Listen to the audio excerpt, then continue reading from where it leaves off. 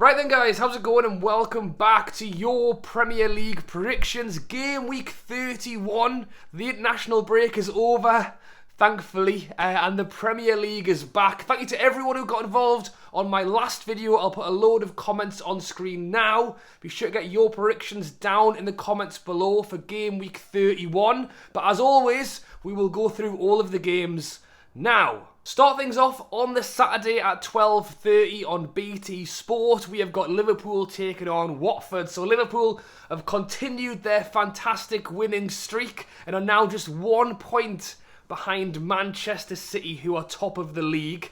It did help them that Man City drew against Crystal Palace in their last game, and Liverpool actually play Man City next week as well. So that's quite possibly where the title will be decided. If Liverpool win this game, they will go top of the league until Man City play their game at 3 o'clock. But again, they want to keep winning, taking on a Watford side who are trying to get away from that relegation zone. 3 points and goal difference away from getting out of there. And they did pick up a great win in their last game against Southampton. So, do I think they can win this one? No, I'm going to go Liverpool 3-1 win. Moving on to the 3 o'clock kickoffs now, starting with Brighton taking on Norwich. So Brighton have not had a good run of form. They've lost the last 6 in a row. To add to that, I've seen that Basuma's being linked away in the summer, who's been a fantastic player for them. They're taking on a Norwich side who have also lost 6 in a row and are 8 points from safety. It's not looking good for Norwich right now. And to be honest, I don't know which way this is going to go, so I've just gone 0-0. Moving on to Burnley taking on Manchester City. Burnley, another side who are looking to try and get out of that relegation zone. Currently 4 points from safety, but do have 2 games in hand on some teams. I think they've played the same amount as Everton, but have games in hand over the teams above them. But either way, they're going to want to try and do what they can to get out of there. The new striker, Workhorst, has been looking really good for them, and he's going to hope that he can get a goal in this game. But again, taking on Manchester City, who are still top by that 1 point despite drawing against Crystal Palace in the last game. And in that game when they drew 0-0, they could have scored 10. They literally had that many efforts on goal but could not put the ball in the back of the net. And they're going to want to make sure they do not make that mistake again. So I have given Burnley a goal, but I've gone 2-1 Manchester City. And if my predictions are correct, they will move back above Liverpool to top of the league. And then we'll see them battle it out next week. Next up, it's Chelsea Brentford. Chelsea, really it's all of the off-the-field stuff with Chelsea at the moment that's taken most of the headlines. But they are still sitting in third.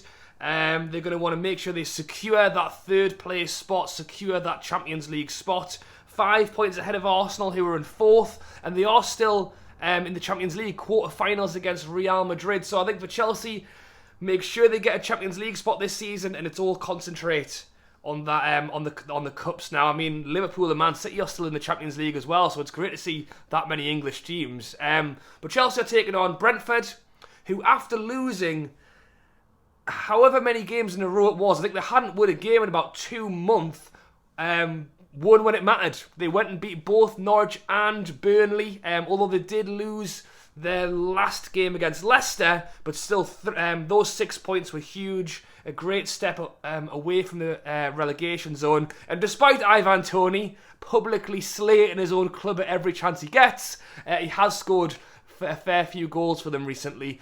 Although I've not backed him to do it in this game, I've gone Chelsea 2-0. Next up, we've got Leeds taking on Southampton. Leeds, another side who are being linked as a potential relegation candidate, but they've picked up form when it mattered as well.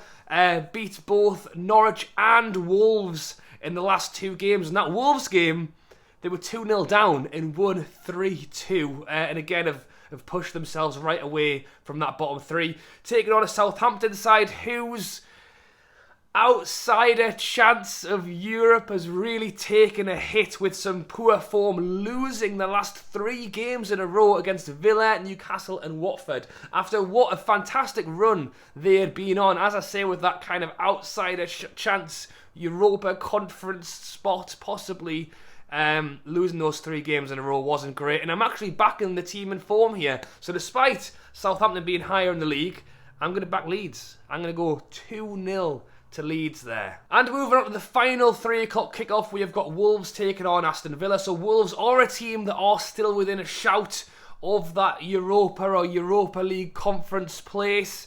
But as I said, not a great game for them at the weekend, being 2-0 up and losing 3-2.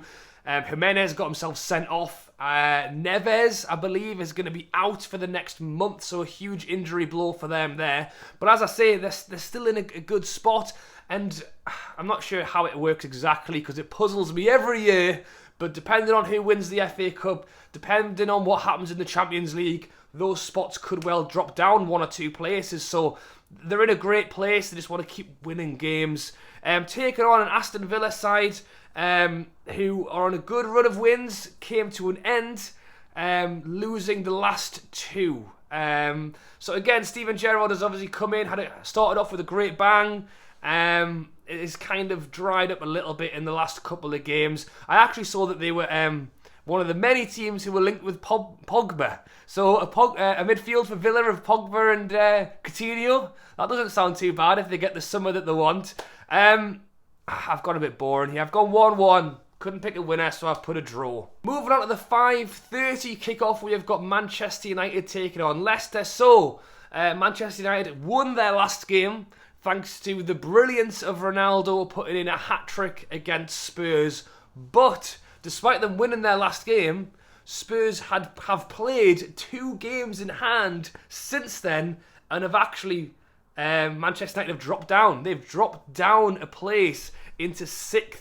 So despite them winning their last game, they've actually gone down in the league. And as I say, it's very, very tight around there. They're going to want to make sure they pick up 3 points against a Leicester side who, again, for the life of me, can't work out. I can't work out Leicester this season because they're good, they're bad, then they're good, then they're bad again. They've now won 3 of the last 4, finding form at last. I saw that Johnny Evans has gone away on international duty to try and find some fitness, so potentially they could have him for the end of the season as well. And despite the good form of Leicester, I have still backed Manchester United. I've gone 2-1. I think it could be a close game, to be honest, but it's at Old Trafford. And again, with Ronaldo, you never know what they can do. Moving on to the Sunday games now, starting off at 2 o'clock, we have got West Ham taking on Everton. So West Ham down to 7th following their loss against Spurs. Again, that was one of those games in hand. So they've lost that game. They're down to 7th. Again, it's tight. That position could well open up as a Europa League or conference, depending on what happens in the other games. And West Ham themselves are also in the quarter-final of the Europa League, so that's something that they've got to concentrate on alongside the Premier League. Taking on Everton, who are 3 points out of the relegation zone. They got a win against Newcastle the other week, which was a massive 3 points for them. And have 2/3 games in hand over most of the teams around them. So, obviously, points are better than games in hand, but they're in a good-ish spot right now with 3 points ahead. They've got to make it count. Against the West Ham side, who are also fighting for those spots, it's going to be hard. And I have backed West Ham to win this one. I've gone 2-0. And then at 4:30 on the Sunday, we have got Spurs taking on Newcastle. So I've already mentioned Spurs a handful of times in this video because they've played their games in hand. As I said, they're now into 5th. 4 wins from 5. 3 points behind Arsenal, who are in 4th.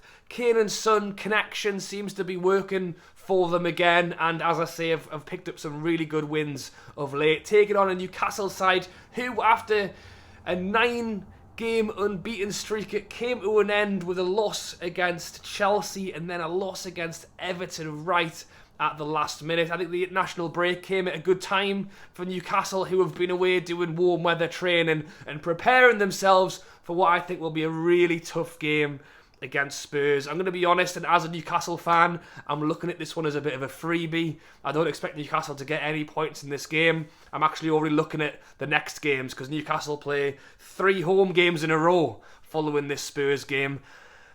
And I have backed Spurs to win it. I've gone 2-1. I'd take the point now if you offered it, to be honest. So we will see what happens there. And then on the Monday night at 8 o'clock, we have got Crystal Palace taking on Arsenal. So Crystal Palace are unbeaten in the last 4 games, and that includes the fantastic 0-0 draw against Man City, as I've mentioned. Was it as good management as it was good luck? I'm not really sure, because again, Man City could have probably scored 10 or 15 goals in that game, but they didn't. And Crystal Palace held them to a goalless draw. I've been reading loads of stuff about that Mitchell, the up-and-coming player at Crystal Palace who's being linked all around the Premier League in the summer, so I've no doubt Crystal Palace are going to keep hold of him. Taking on Arsenal, who again are in 4th. The fantastic run they'd been on finally came to an end when they lost 2-0 against Liverpool. I think Arsenal played a great 60 minutes in that game, and it was just the last half an hour where Liverpool stepped up a gear and took the game. But Arsenal did bounce back and beat Aston Villa in their last game, and I would expect them to continue what has been very good form despite that Liverpool blip. So I've gone 1-0 to Arsenal. And to finish off on the Wednesday night, one of those rearranged games, the 2 teams with games in hand, is Burnley taking on Everton. So I've spoken about them both before, so I won't go on too long, but Everton just outside of the relegation zone, Burnley are just inside the relegation zone. It's a big game for these 2 teams. I think if Everton win it, it puts them another 3 points away, and it's really putting Burnley in a bad place. I think if Burnley win it, it's really dragging Everton into it again. So what have I done? I've gone 0-0. As always, I go through all of your predictions, so be sure to get your predictions down in the comments. And drop a like if you have enjoyed this video, and subscribe if you're new. I'm doing this for every game week all the way through till the end of the season, which isn't that much longer now. And I know loads of you guys watch my prediction videos every week, but still haven't hit that red button. So if you're still watching now, 10 minutes later, and that's you, please hit it, because it makes a big difference to me and the channel. Alright guys, thanks for watching, enjoy your week, enjoy the football, and I'll catch you later.